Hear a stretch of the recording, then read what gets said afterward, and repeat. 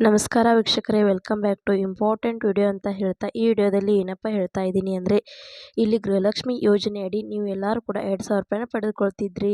ಆದರೆ ಇವಾಗ ರಾಜ್ಯ ಸರ್ಕಾರದಿಂದ ಒಂದು ಹೊಸ ಆದೇಶವನ್ನು ಹೊರಡಿಸಿದ್ದಾರೆ. ಇನ್ನು ಮುಂದೆ ಗೃಹಲಕ್ಷ್ಮಿ ಹಣ 2,000 ರೂಪಾಯಿ ಬರುವುದು ಕ್ಯಾನ್ಸಲ್ ಆಗುತ್ತೆ. ಯಾರಿಗೆ ಕ್ಯಾನ್ಸಲ್ ಆಗುತ್ತೆ, ಏನಕ್ಕೆ ಕ್ಯಾನ್ಸಲ್ ಆಗುತ್ತೆ, ಕಂಪ್ಲೀಟ್ ಡೀಟೇಲ್ಸನ್ನು ಕೊಟ್ಟಿದ್ದಾರೆ. ಎಲ್ಲ ಡೀಟೇಲ್ಸ್ ಈ ಒಂದು ವಿಡಿಯೋದಲ್ಲಿ ತಿಳಿಸಿಕೊಡುತ್ತೇನೆ. ಪಿನ್ ಟು ಪಿನ್ ವಿಡಿಯೋನ ಎಲ್ಲಿ ಮಧ್ಯದಲ್ಲಿ ಸ್ಕಿಪ್ ಮಾಡಿ ಕೊನೆವರೆಗೂ ನೋಡ್ತಾ ಹೋಗಿ. ಹಾಗೆ ನಮ್ಮ ಚಾನಲ್ನ ಇನ್ನೂ ಯಾರು ಸಬ್ಸ್ಕ್ರೈಬ್ ಮಾಡಿಕೊಂಡಿಲ್ಲ, ಸಬ್ಸ್ಕ್ರೈಬ್ ಮಾಡಿಕೊಳ್ಳಿ.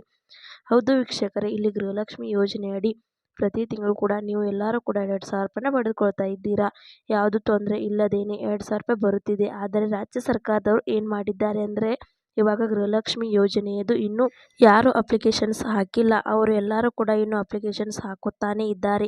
ಮತ್ತು ಗೃಹಲಕ್ಷ್ಮಿ ಯೋಜನೆ ಕೆಲವು ಫೇಕ್ ಅಪ್ಲಿಕೇಶನ್ಸ್ ಕೂಡ ಬಂದಿದೆ. ಆದರೆ ರಾಜ್ಯ ಸರ್ಕಾರದವರಿಗೂ ಕೂಡ ಗೊತ್ತಿದೆ. ಅದಕ್ಕೋಸ್ಕರ ರಾಜ್ಯ ಸರ್ಕಾರದವರು ಏನು ಮಾಡಿದ್ದಾರೆ ಅಂದರೆ, ಇವಾಗ ಒಂದು ರೂಲ್ಸನ್ನು ಹೊರಡಿಸಿದ್ದಾರೆ. ಈ ಒಂದು ರೂಲ್ಸ್ ಪ್ರಕಾರ ಇವಾಗ ಗೃಹಲಕ್ಷ್ಮಿ ಯೋಜನೆಯಡಿ ಇವಾಗ ಆಗಲೇ ಯಾರಿಗೆ 2,000 ರೂಪಾಯಿ ಪಡೆದುಕೊಳ್ತಾ ಇರ್ತಾರಲ್ಲ, ಆಗಲೇ 10ನೇ ಕಂತಿನವರೆಗೂ ಹಣ ಬಂದಿರುತ್ತದೆ. ಆದರೆ ಮುಂದೆ ಏನು ಹಣ ಬರಬೇಕಾಗಿತ್ತಲ್ಲ, ಅದನ್ನು ಕಂಪ್ಲೀಟ್ ಆಗಿ ಸ್ಟಾಪ್ ಮಾಡುವುದಕ್ಕೆ ಒಂದು ನಿರ್ಧಾರವನ್ನು ಮಾಡಿದ್ದಾರೆ. ಅದರ ಬಗ್ಗೆ ನಿಮಗೆ ಇವಾಗ ತಿಳಿಸಿಕೊಡುತ್ತೇನೆ.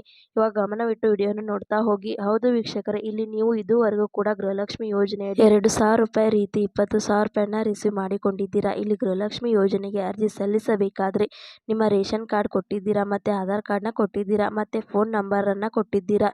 ಈ 3 ದಾಖಲಾತಿಗಳನ್ನು ಕೊಟ್ಟು ಈಗ ಗೃಹಲಕ್ಷ್ಮಿ ಯೋಜನೆಗೆ ಅರ್ಜಿ ಸಲ್ಲಿಸಿದ್ದಾರೆ. ಇಲ್ಲಿ ಗೃಹಲಕ್ಷ್ಮಿ ಯೋಜನೆಗೆ ಅರ್ಜಿ ಸಲ್ಲಿಸಬೇಕಾದ್ರೆ ಒಂದು ಕಂಡೀಷನ್ ಹೇಳಿದ್ರು ಕೂಡ ನಿಮಗೆ ಎಲ್ಲರಿಗೂ ಕೂಡ ಗೊತ್ತಿರಬಹುದು. ಇಲ್ಲಿ ನಿಮ್ಮ ಹತ್ತಿರ ರೇಷನ್ ಕಾರ್ಡ್ ಇರಬೇಕು, ಅವರು ಮಾತ್ರ ಅಪ್ಲೈ ಮಾಡುವುದಕ್ಕೆ ಸಾಧ್ಯ ಅಂತ ಹೇಳಿದ್ರು. ಅದಕ್ಕೋಸ್ಕರ ಸಾಕಷ್ಟು ಜನ ರೇಷನ್ ಕಾರ್ಡ್ನ ಮಾಡಿಸಿಕೊಂಡ್ರು.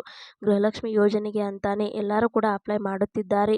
ಮತ್ತು ಇಲ್ಲಿ ಗೃಹಲಕ್ಷ್ಮಿ ಯೋಜನೆಯಲ್ಲಿ ರೇಷನ್ ಕಾರ್ಡಲ್ಲಿ ಎಷ್ಟೊಂದು ಜನ ಮಹಿಳೆಯರು ಇರಬಹುದು. ಆದರೆ ಗೃಹಲಕ್ಷ್ಮಿ ಯೋಜನೆ ಅಡಿ ಯಾರಿಗೆ ಅಂದರೆ, ನಿಮಗೆ ಎಲ್ಲರಿಗೂ ಕೂಡ ಗೊತ್ತಿರುವ ಹಾಗೇನೆ ಇಲ್ಲಿ ಇಟ್ ಆಫ್ ದ ಫ್ಯಾಮಿಲಿ ಅಂದರೆ ರೇಷನ್ ಕಾರ್ಡಲ್ಲಿ ಮೊದಲು ಫೋಟೋ ಯಾರ್ದು ಇರುತ್ತೆ ಅದರಲ್ಲಿ ಅವ್ರದ್ದು ಮಾತ್ರ ಗೃಹಲಕ್ಷ್ಮಿ ಯೋಜನೆಯದು 2,000 ರೂಪಾಯಿ ಬರುತ್ತೆ.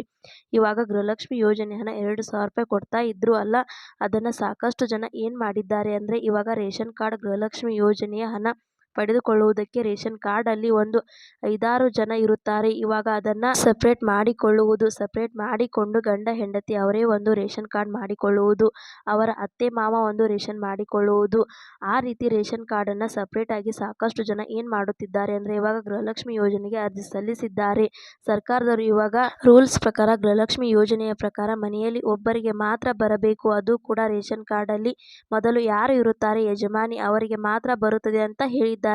ಇವಾಗ ಯಾರು ರೇಷನ್ ಕಾರ್ಡನ್ನು ಒಂದೇ ಮನೆಯಲ್ಲಿ ಇದ್ದುಕೊಂಡು ಎರಡೆರಡು ಮಾಡಿಕೊಂಡಿದ್ದಾರೆ, ಎಲ್ಲರದ್ದು ಕೂಡ ಡೇಟನ್ನು ಹುಡುಕುತ್ತಾ ಇದ್ದೀವಿ. ಅವರದ್ದು ಯಾರ್ದು ಅಡ್ರೆಸ್ ಆಧಾರ್ ಕಾರ್ಡಲ್ಲಿ ಸೇಮ್ ಇದೆ, ಅವರದ್ದು ಒಂದೇ ಅಡ್ರೆಸ್ ಅಲ್ಲಿ ರೇಷನ್ ಕಾರ್ಡ್ ಇದೆ, ಅಲ್ಲದೆ ಒಂದೇ ಮನೆಯಲ್ಲಿ ಎಲ್ಲರದ್ದು ಕೂಡ ಬ್ಯಾನ್ ಮಾಡಿ ಅವರಿಗೆ ಗೃಹಲಕ್ಷ್ಮಿ ಯೋಜನೆಯದು 2,000 ರೂಪಾಯಿ ಬರುವುದು ಸ್ಟಾಪ್ ಮಾಡುತ್ತೀವಿ ಅಂತ ಒಂದು ಆದೇಶವನ್ನು ಹೊರಡಿಸಿದ್ದಾರೆ. ಇನ್ನು ಕೆಲವು ದಿನಗಳಲ್ಲಿ ಇದು ಜಾರಿಗೆ ಬರುತ್ತದೆ. ಈ ವಿಡಿಯೋ ಇಂಪಾರ್ಟೆಂಟ್ ಆಗಿರುವುದರಿಂದ ಗೃಹಲಕ್ಷ್ಮಿ ಯೋಜನೆಗೆ ಯಾರ್ಯಾರು ಅರ್ಜಿ ಸಲ್ಲಿಸಿದ್ದಾರೆ ಎಲ್ಲರಿಗೂ ಕೂಡ ಶೇರ್ ಮಾಡಿ. ಹಾಗೆ ಈ ವಿಡಿಯೋ ನಿಮಗೆ ಇಷ್ಟ ಆಗಿದೆ ಅಂತ ಅನ್ಕೋತೇನೆ. ಇಷ್ಟ ಆದರೆ ಲೈಕ್ ಮಾಡಿ, ಶೇರ್ ಮಾಡಿ, ಸಬ್ಸ್ಕ್ರೈಬ್ ಮಾಡಿ ಅಂತ ಹೇಳ್ತಾ ಮತ್ತೆ ಮುಂದಿನ ಮಾಹಿತಿಯೊಂದಿಗೆ ಸಿಗೋಣ. ಅಲ್ಲಿ ತನಕ bye bye, take care friend.